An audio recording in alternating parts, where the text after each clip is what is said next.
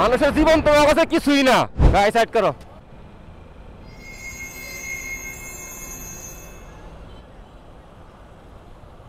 গাড়ি সাইড করো, গাড়ি সাইড করো। সমস্যা আমি দেখছি। গাড়ি সাইড করো, গাড়ি সাইড করো, গাড়ি সাইড করো, গাড়ি বামে সাইড করো, গ্রামে গাড়ি লেগে সাইড করো, গাড়ি সাইড করো, গাড়ি সাইড করো। কি সমস্যা?